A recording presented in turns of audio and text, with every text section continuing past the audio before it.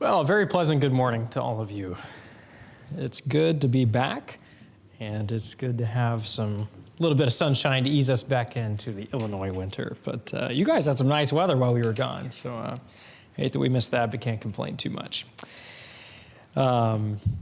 Just wanted to thank you to start off for letting us take the time to go down for the lectures that we were able to attend last week. It's good to have some opportunities to continue to learn, and as a preacher, I'm realizing more and more that I covet those opportunities when I can listen to somebody else. That is nice because while studying and preparing your own lessons is good, it's good for me to be strengthened as well, and to be able to soak in the knowledge and the teaching of others, and I'm thankful, really thankful for that opportunity. Thank you, none of you, for saying, yeah, it'd be good to listen to, amen, it'd be good to listen to somebody besides you, so I appreciate that right there. But in going to those lectures, the theme of the week was on the book of Hebrews, which when I heard that, I thought, well, great, we just studied Hebrews. This would have been great like a year ago before I had to teach this and figure out what I thought about it. And, well, man, that's just the wrong timing. It's not really ideal. But then I realized maybe this could be a really good thing because I kind of have what I think of the book of Hebrews in mind, and we've all studied it together, and then now I can hear what some other people think and maybe learn some more, broaden my view a little bit. And then it hit me, well, the book of Hebrews is where our theme for this year comes from, about drawing nearer. So, well, hey, we're not done with Hebrews, not at all. Just when you thought we were done, we got a whole year of Hebrews-related lessons. So anyway, it was really good to go just for my own personal benefit, and I'm grateful to you for the opportunity to take the time off and do that, but it was also good helping me think about some things with regards to our theme for the year. So grateful for that chance. But what I want to do this morning is basically just share the highlights of the bounty of the spiritual feast that I enjoyed sitting at the feet of good men last week. And so my goal, I could go through and preach every single sermon again, but it wouldn't be as good, and this still won't be as good, and you probably would get bored as well.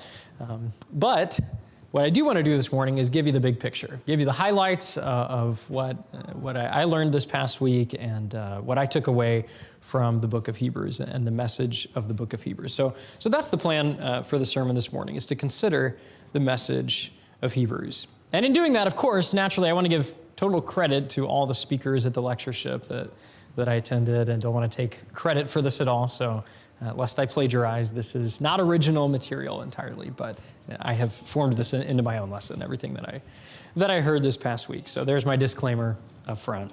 Take it for what you will. So I want to talk about the message of Hebrews this morning. And one thing that I was really made aware of, even more so that I knew, but was reminded of in a very powerful way, is that Hebrews is a very practical book. It'd be easy for us to think that Hebrews is not practical because it relies so much on the Old Testament. You jump into it and then it's talking about angels, and it's talking about the Old Covenant and the sacrifices and that system and everything that was entailed in the Old Covenant. A lot of technicalities, a lot of legalities employed in Hebrews that the writer uses to make his argument. So we could think this is not very practical. This is just kind of a high-level, theological, academic material that's really hard to digest. But that's not the case. Hebrews is very, very practical. And so I hope to emphasize that this morning as we consider the message of the book of Hebrews, that this book has a message that we need, all of us need in our lives every single day. So here's how we're going to talk about the message of the book of Hebrews. I'll give you my 3 points right up front. First, we're going to talk about the audience of the book of Hebrews. Then we're going to talk about the backdrop of the book of Hebrews. And then finally, the message of the book of Hebrews. So if that sounds agreeable to all of you, let's jump in. The audience of Hebrews is interesting. If you would turn over with me to chapter 10 of the book of Hebrews. Hopefully you already at least had Hebrews in mind, even if you're not there. So go ahead and flip over there. We'll be just in the book of Hebrews this morning.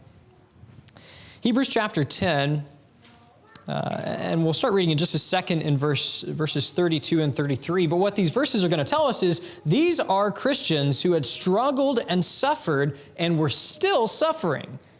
Notice verse 32, but recall the former days when, after you were enlightened, you endured a hard struggle with sufferings, sometimes being publicly exposed to reproach and affliction, and sometimes being partners with those so treated.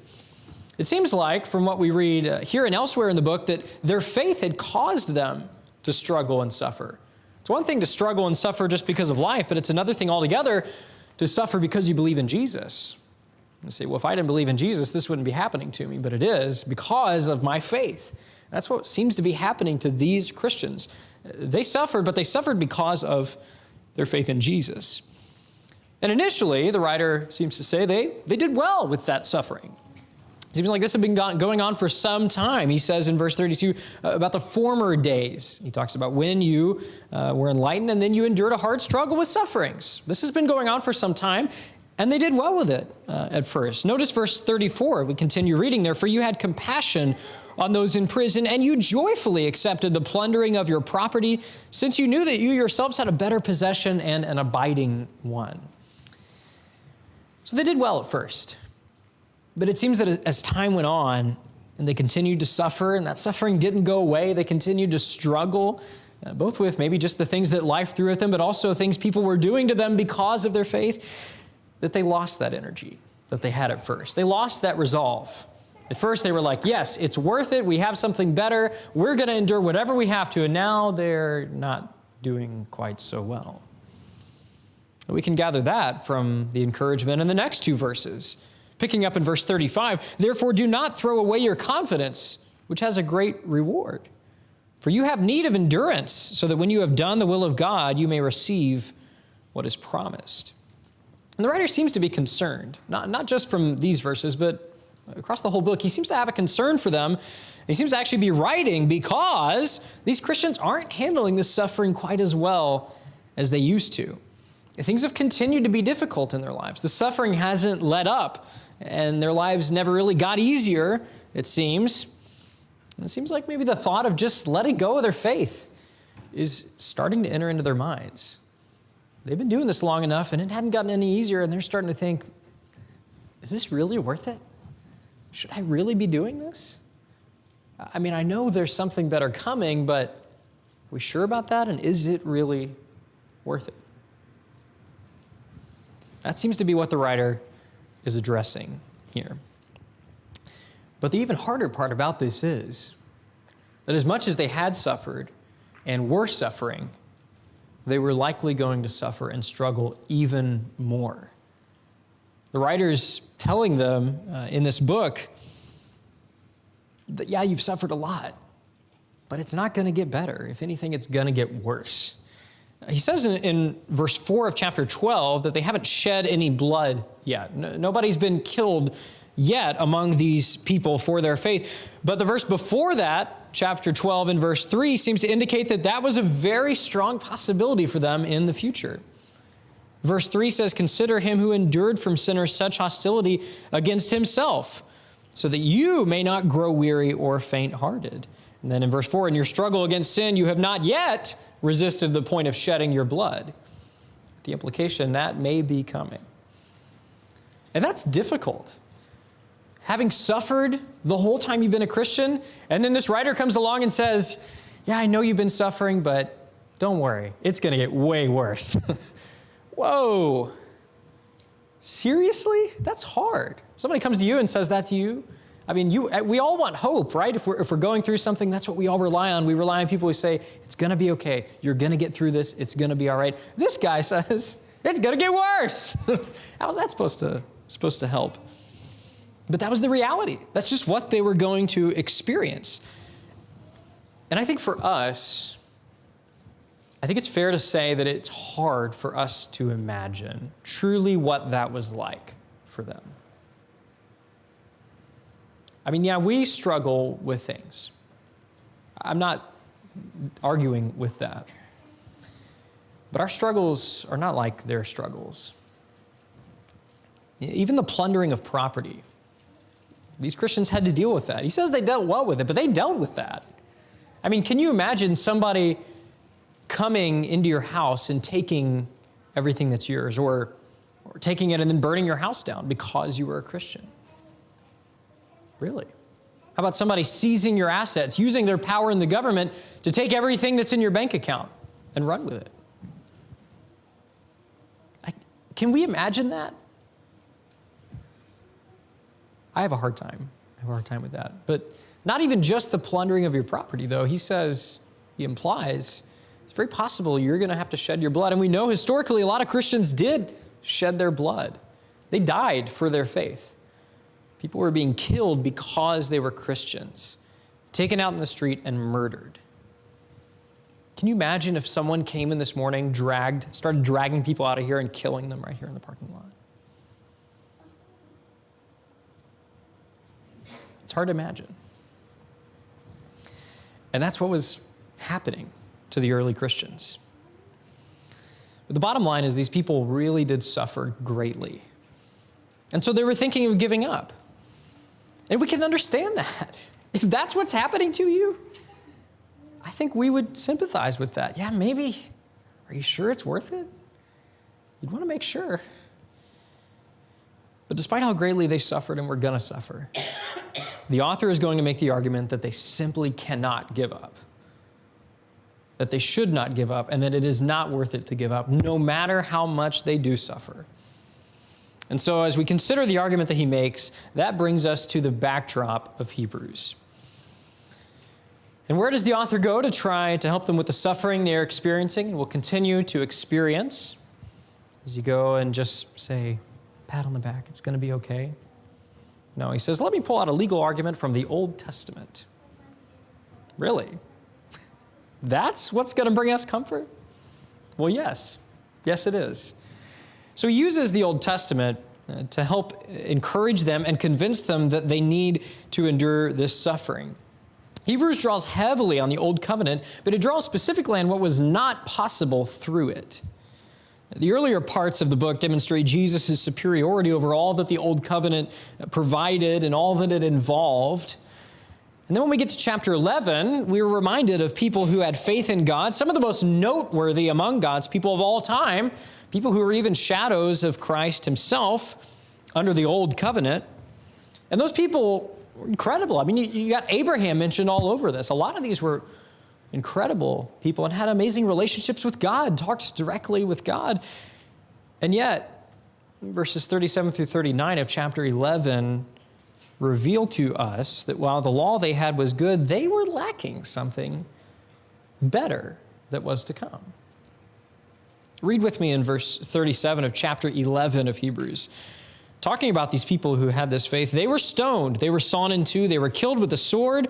They went about in skins of sheep and goats, destitute, afflicted, mistreated, of whom the world was not worthy, wandering about in deserts and mountains and in dens and caves of the earth. But here's the key in verse 39, and all these, though commended through their faith, did not receive what was promised. They were lacking something.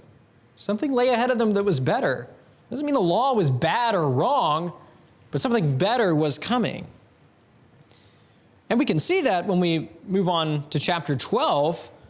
We read verses 18 through 21.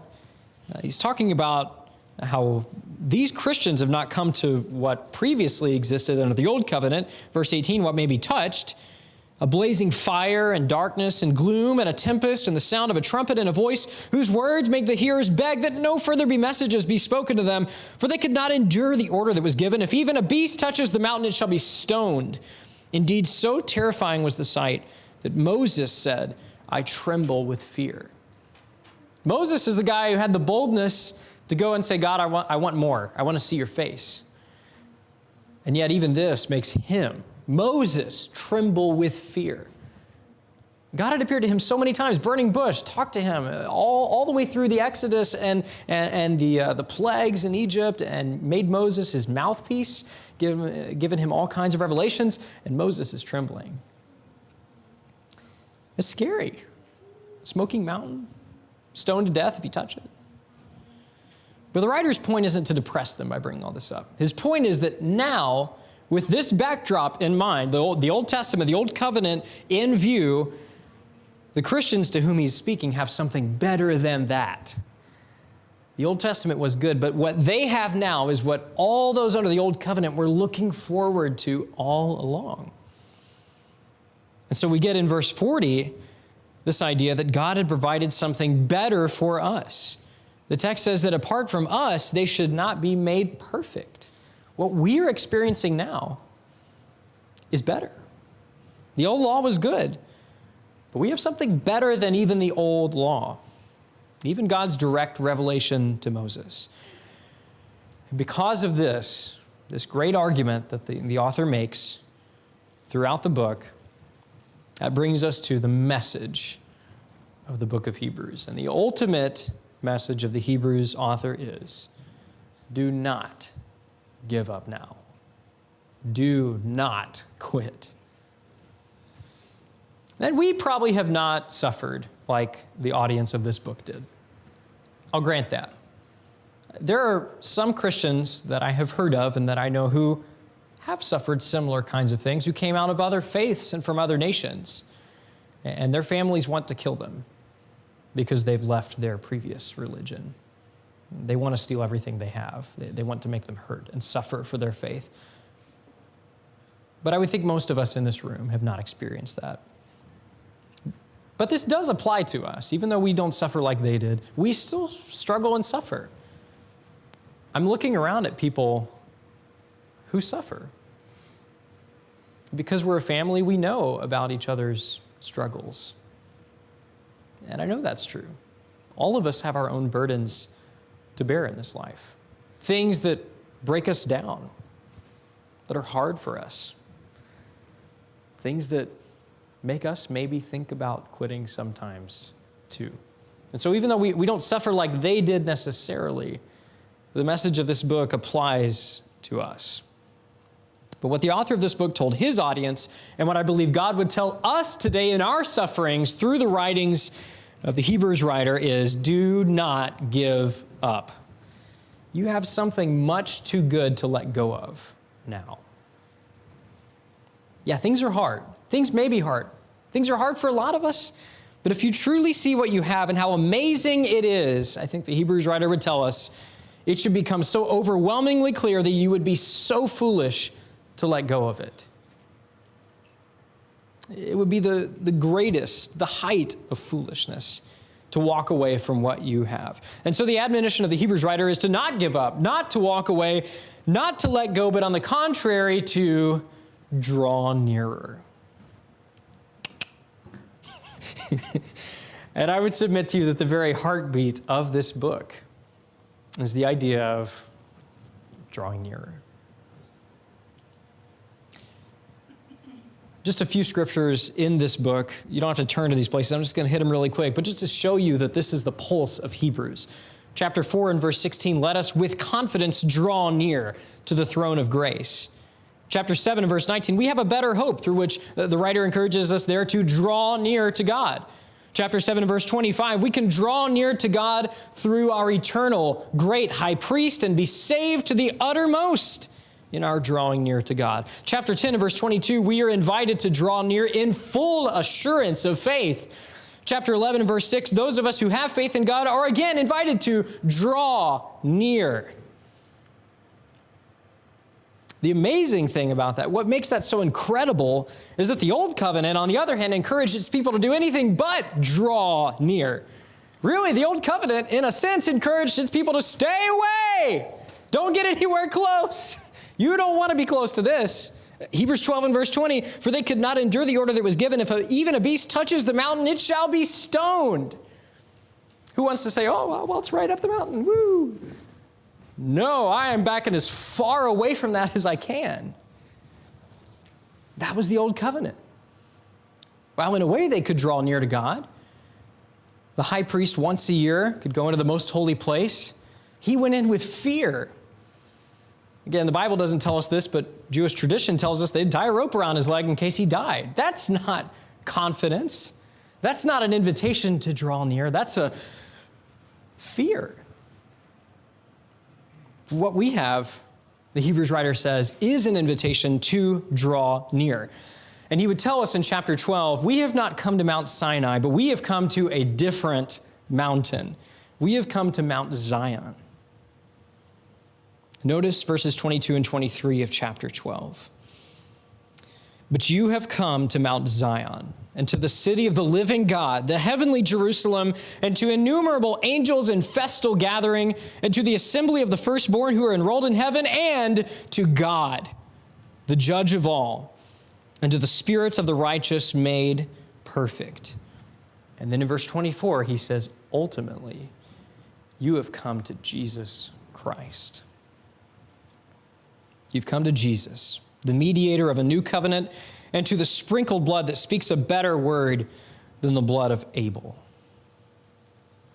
We've come to Jesus.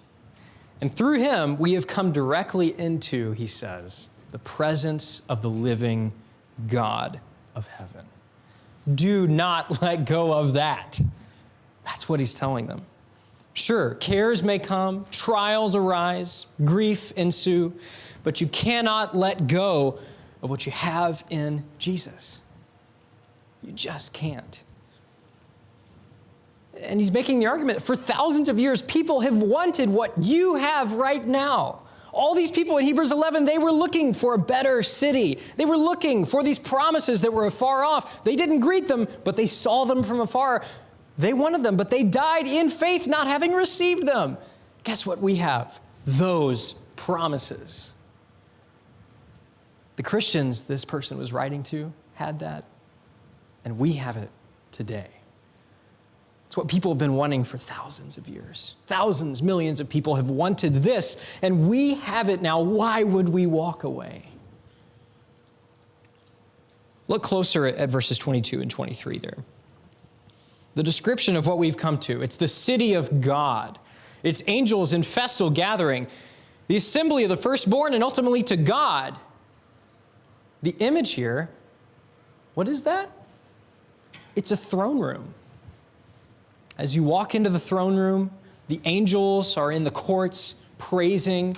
The firstborn are there, God's chosen ones. And then finally you come up to the front, and there is the throne on whom sits none other but God himself. And he says, that's where you have come.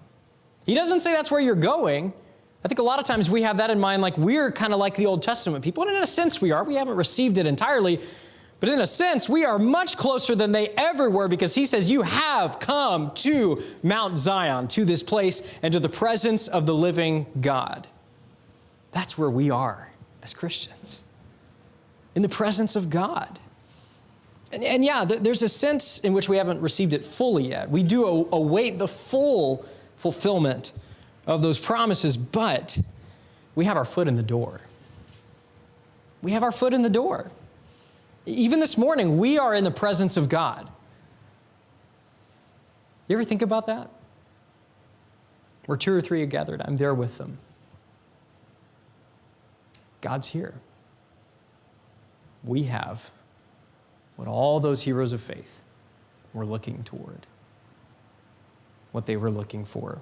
We sing the song, He is in our midst, sometimes.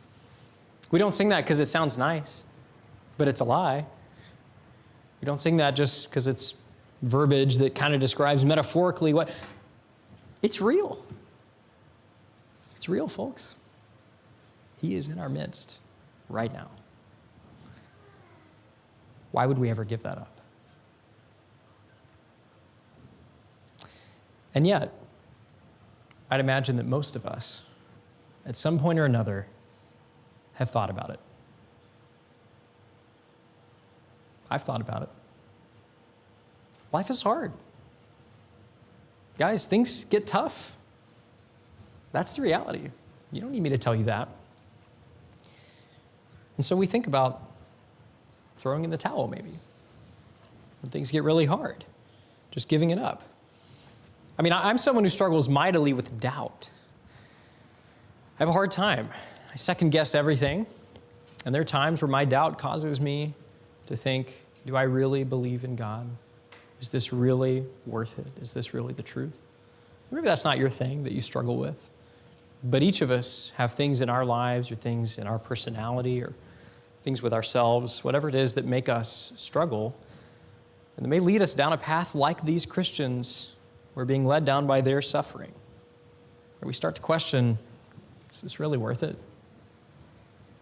Would it be better to just let it go? The message for all of us of this book is clear. We just can't give up. We've been given something too good to give up on. Are you thinking of quitting your faith even this morning? Maybe someone is. It's a decent-sized group. We're all dealing with things. Maybe you're thinking of it right now, trying to decide if you're going to stick with it or not. Or are you even just, think about this one, are you even just mailing it in? And you've done what businesses these days are calling quiet quitting. Have you heard that term? People stay at a company and they're still on the payroll.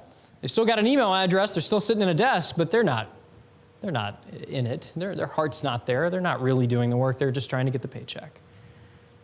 They're burned out. They're already done. They're just going through the motions, doing enough to get by. Does that describe you spiritually? We're here to help each other, to stay strong, not to just mail it in and certainly not to quit. We're here to help each other stay strong in the faith and keep the faith. This is too good to mail it in. This is too good to even quiet quit. It's too good to quit. What we have in Jesus is the best there is and ever will be. So, if you need prayers from someone to help you stay strong, that's what we're here for.